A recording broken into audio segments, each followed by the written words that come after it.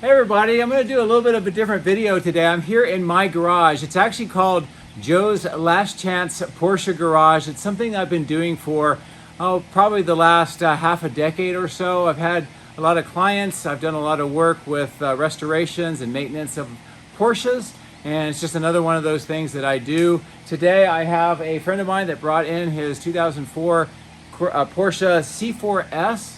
And he needs a little bit of work, mostly maintenance. I'm going to be doing an oil change, and we'll be doing some brake fluid cleaning and also just tire rotation.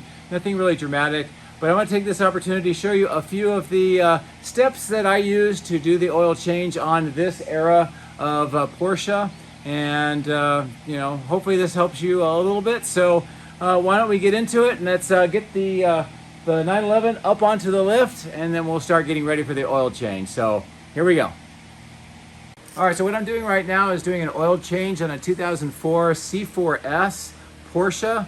And part of the thing that you have to do is get it up on a lift, because getting access to the drain port is important, and it's very difficult to do unless it's on a lift. So right now I'm draining out the oil through that drain port, and you do have to be very careful with those. They tend to strip out. So if you're going to do this job, make sure you're very careful taking that drain port out. Most of them are aluminum, and they do strip with that hex head. This particular one is an aftermarket aluminum one, same problem, but it does have that magnet in it. The magnet's important because it gives you a first chance to see how the bearings are doing, and perhaps maybe give you a clue on IMS issues, which can happen in these vehicles. Fortunately, this car, everything is looking great. And then I use this specialized adapter for the oil filter. It's important to use this correct one with the right millimeters, because the oil filter housing is plastic. And if you use the wrong one, you can crack or strip out the oil filter housing as well. So using the right tool, it's actually pretty easy.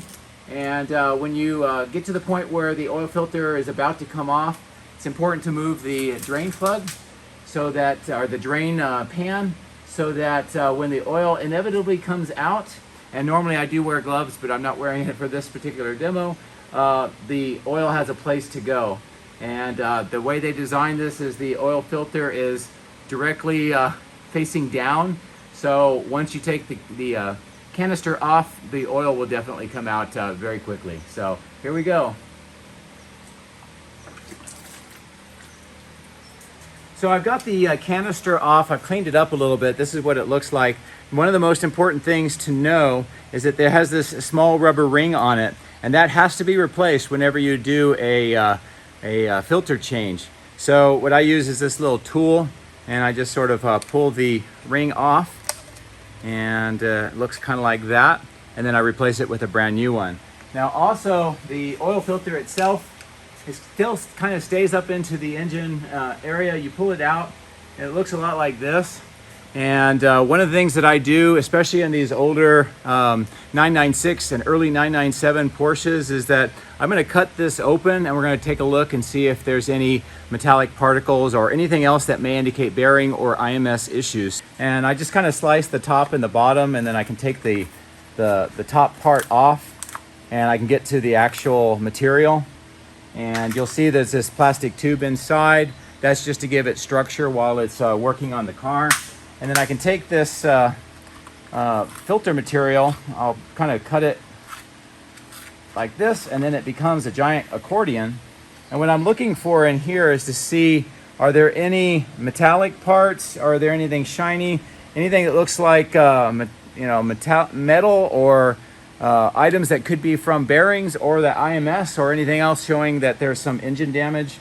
In this particular case, as you can see, it's completely clean on both sides, and so I would think that this one's in really great health.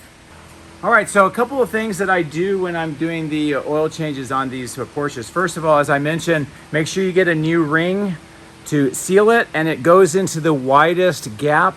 Sometimes people put it onto the threads. That's not correct. So make sure you get it on that wide gap, and it is a new ring. I also fill the container about halfway full of oil. Not all the way full, but just about halfway. And that allows it to, when it starts up, to not have a period of time where there's low oil pressure.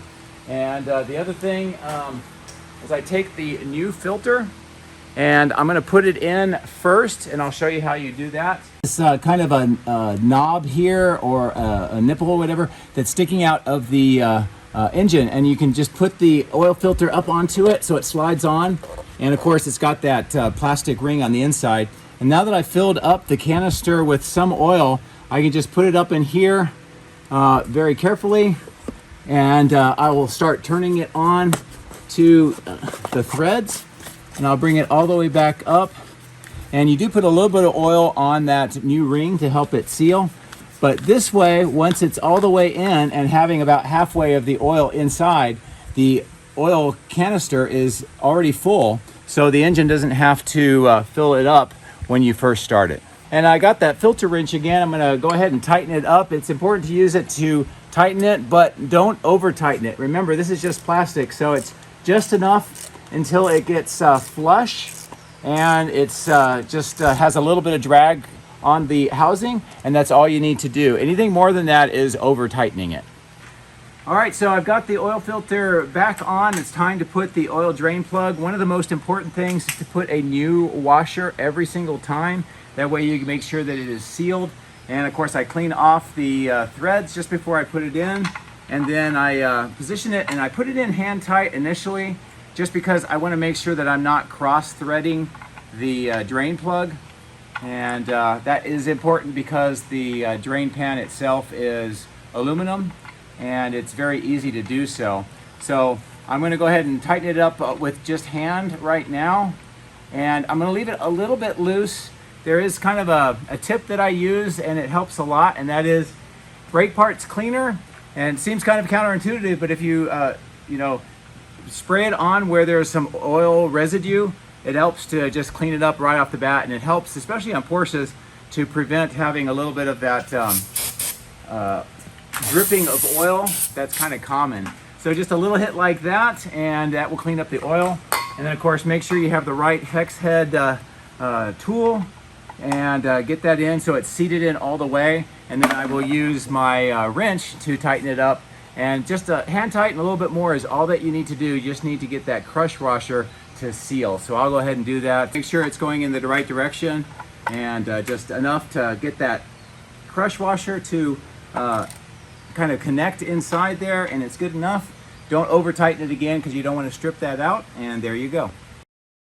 Okay, so we're going to get ready to fill up the oil back on this 2004 C4S. This is the oil fill port, and this is also where the cap would be. I've got that off right now. And these older Porsches, they also have a dipstick, which is kind of handy.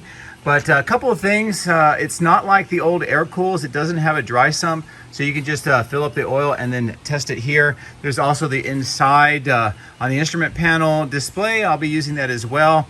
I normally just start with about 8 quarts initially, and make sure that that's good. Test to make sure the engine's running fine, and then I slowly bring it up to about 9.5 quarts or so. Just depends on what the particular conditions on the engine are at that time, but that way I don't overfill it. So to do this, I'm going to use this funnel, and this will just help get the oil in. It's very easy without a funnel to pour the oil all over the place, so this will help. It does slow down the speed of putting the oil in, but it's the best way of approaching it. All right, so I've put about 8.5 quarts in right now. That's a good starting point. As I mentioned, these years of the Porsches have the dipstick, and it's kind of hard to see, but if you look at here real quick, it's about up to that second line, but that's a little bit misleading at this point in time because we haven't run the engine. So I'm gonna run the engine here for a short period of time, get that fluid going, make sure it's filling up all the extra spaces, and then I will check it again, and we'll continue to bring it up until it's absolutely full. So I've already ran the engine just momentarily for about 15 or so seconds. I'm going to come back and check where we are with the dipstick. Just a reminder with these cars also with that digital display is once you do that, it's going to take 30 minutes or 50 minutes or so for it to do the countdown. So having this dipstick is very much appreciated with these vehicles. Now you saw that before. I'll give you a close-up view here. If you can see that it's dropped it considerably, and that's what I expected. because I only have about 8.5 quarts in here. So now I'm going to fill up a little bit more, bring it up to about that 9.5 quart point or so, and then we'll check it again and make sure that it's full. So I've done the top off now and put about 9.5 quarts in, and I'll go ahead and check it with the dipstick. And as you can see, it's right where it needs to be on the second line. So about 9.5 quarts is what you're looking for. Ultimately, start with 8.5 and then work your way up slowly to get to that 9.5. And after I'm done, I will check it with the electronic gauge as well, but the dipstick is pretty accurate. So anyway, just a few other things to button up, but that's how you do an oil change on a 2004 C4S Porsche. Okay, so we finished up the oil change for this 2004 C4S. Pretty straightforward. The biggest things is just to make sure that you take off that drain plug without damaging the hex head for the tool, and also make sure you don't overstress that plastic container for the oil filter. And I told you a little bit about how to fill it up initially, check it, make sure the oil level is good, and then fill it up gradually till you get to about 9.5 or so quarts. I also did check the electronic dipstick as well, so everything looks great. We also did a few other maintenance on this as well. We did the brake fluid change on the all 4 of the wheels, and also just make sure it was all cleaned out. And I did a tire rotation as well. You know, with Porsches, they tend to wear the tires out in the rear twice as fast as the front, so just watching that to make sure everything is okay with the tire wear. But otherwise, it's just a quick view of what does it take to do a oil change on a 2004 Porsche 996 C4S, and pretty much most of the other Porsches of that era would be very similar to what we just saw. So I hope that you found that helpful and informative, and it's another thing that I do here in my garage, Joe's Last Chance Garage. So it's not just flying the drones or covering space or Gigatexes. I also do this as well. So again, I hope that you found this helpful. Thank you very much for watching.